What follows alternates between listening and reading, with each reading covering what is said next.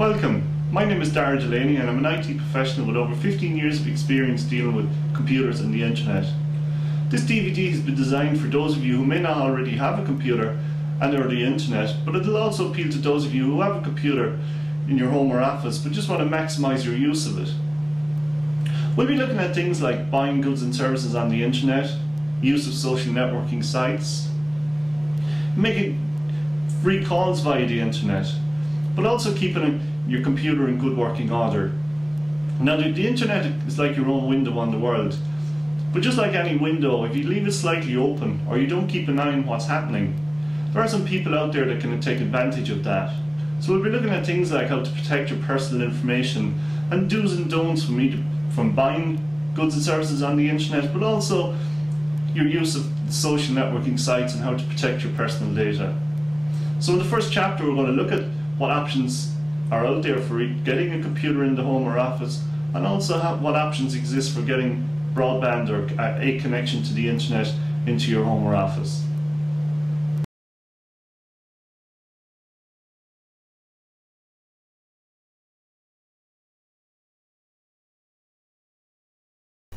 In this chapter we're going to take a look at whether you should go for a laptop or desktop type computer, and we're also going to take a look at the type of broadband packages that are available. A desktop computer, or sometimes called a PC, personal computer, typically consists of a base station, a monitor and keyboard mouse.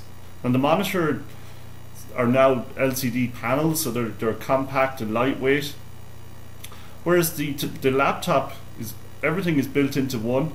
And you'll also see them being referred to as a netbook, which is a smaller type and more cost-effective laptop.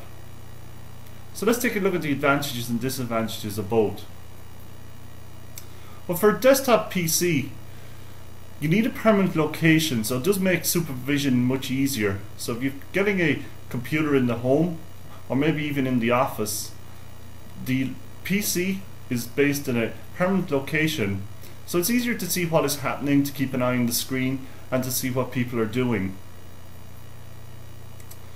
With a proper desk that can be more comfortable to use, so in the diagram here on the right, with a proper setup, you can have the monitor at eye level, and a simple test to do if you've already have a computer in the home or office is to reach out your arm, and if you can just about touch the screen, you're about the right distance from the monitor. If an individual component fails, you can replace it yourselves in most cases. So for example, if you spill coffee on a keyboard, it's very easy just to get a replacement keyboard. They're very cheap, and it's just a simple matter of plugging it in. Now some of the disadvantages of a desktop PC is that whereas it is an advantage to have it in a permanent location, you do need the space for it. So if you've got a limitation with space, maybe in an apartment or in a small office, it can be a tricky thing to get the computer set up.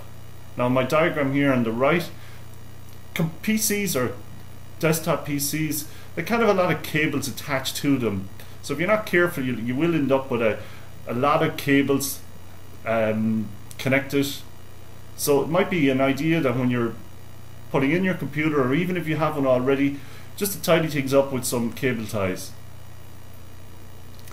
Another disadvantage with a desktop type PC is that they're not portable, so if you need it for work or college, that can be an issue. They can be heavy, especially the base stations, so if you need to move it around the office or in the home, it's something you need to be careful with.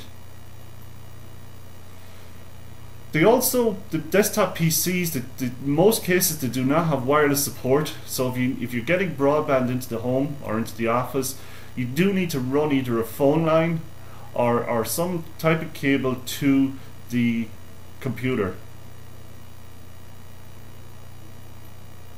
So let's take a look at laptops. Well, laptops can be closed up and stored when they're not in use, and you can use them anywhere in the house or office, and they're also portable for work or college purposes. Most laptops come with built-in wireless support, so you don't need lots of cables. And also, if you travel with your laptop for work or college, and you come across what's known as a wireless hotspot, and these are typically found in internet cafes or in airports, you can switch your laptop on, it'll connect into the hotspot, and you can access the internet when you're on the move. Some of the disadvantages though with laptops is that they can be more expensive to buy. Now there are some good deals out there at the moment. So the difference between a desktop PC and a laptop is coming down. Now theft can be an issue due to the small size and the high value.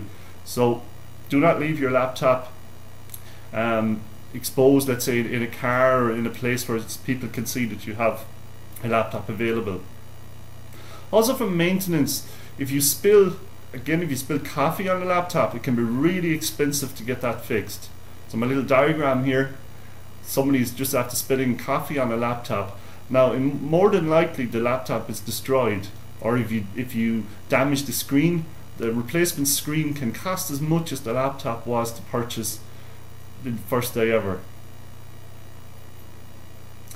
Because the units are portable, it's very hard to supervise. So if you're bringing a laptop into the home, it can be very, very tricky to keep an eye on what's happening with it, who's using the laptop and what they're accessing on the internet. And also, because a laptop is everything is built into it, and typically the screens are smaller than you would have with a desktop type PC, they're not really suitable for working on for long periods, because when you have it on a desk, you're looking down on the laptop. So on the little diagram here on the right, we can see somebody here is using a laptop, and they're sitting down, they're looking down on the laptop, and it's not very comfortable.